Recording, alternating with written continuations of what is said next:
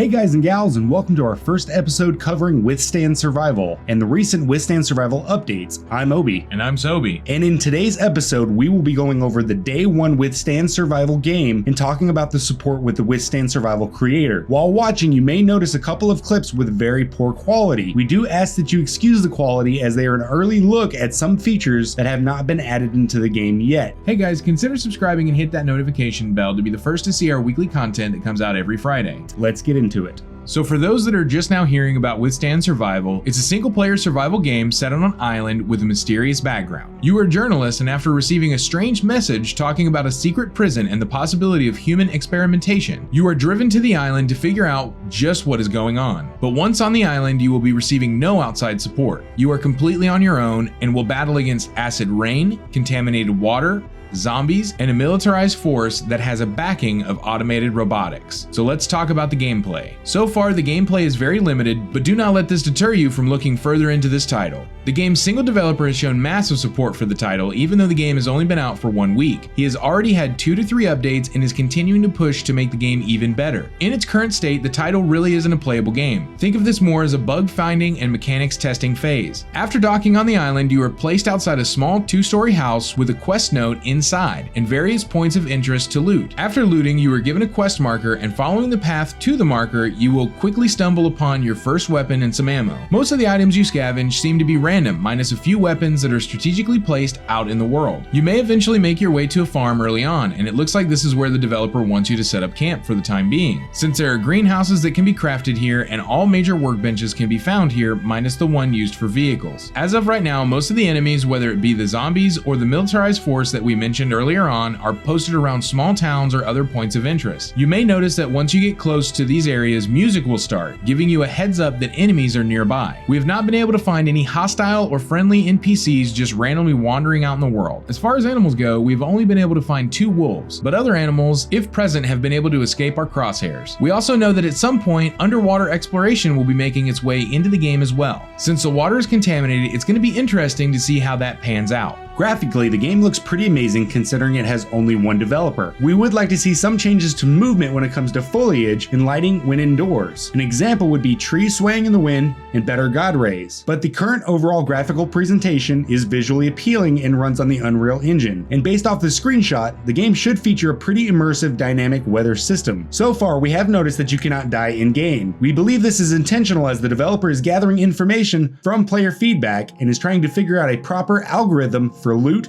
food, and water resources. There is some basic crafting in the game and is very linear in fashion, as you need to craft things like screwdrivers and claw hammers before you can begin to craft some of the larger and more useful things in-game, such as vehicle upgrades and greenhouses. Again, crafting, just like all major parts of gameplay, are in a very basic state, but will update and change as the community gives feedback to the game's developer. Here's a small list of updates he has added since the game's launch. Added vehicle storage, zombie sounds, player damage and death sounds, new sounds for pistol, rifle, and sniper rifle. Enemies can now open doors. Added key remapping. Zombies now spawn loot. Skill systems are now working. Experience points are rewarded for killing enemies and completing quests. And a new craftable ladder added to Junkyard location. And while we were writing this script, another update dropped and included DirectX 11 is now set as the default graphics API. Fixed saving/loading skill points may require a new game. That needs to be tested. Loot, storage, and craft UI can now be closed using the escape key. All new sounds, zombies, weapons, and etc. are now working with sound effects volume slider. Pausing the game now works correctly. Greenhouse table fixes. Now when you start a new game, you will have 1 built greenhouse at the farm, but you will still need tables and planting pots for it. So far, it looks like all updates have been brought on by feedback from the community, and the developer has stated that the building of the game is going to be a community-driven game. He wishes to make the ultimate survival game that completely revolves around the community that helps to build it. Even though Withstand Survival has had a bit of a rocky start, it looks like it might be something to keep an eye on, or invest into early. The game's price is currently $13.99 US currency. With that being said, this is an early access game, and you always take a risk when buying into early access. We will post a Steam link down in the description if you wish to look into it further.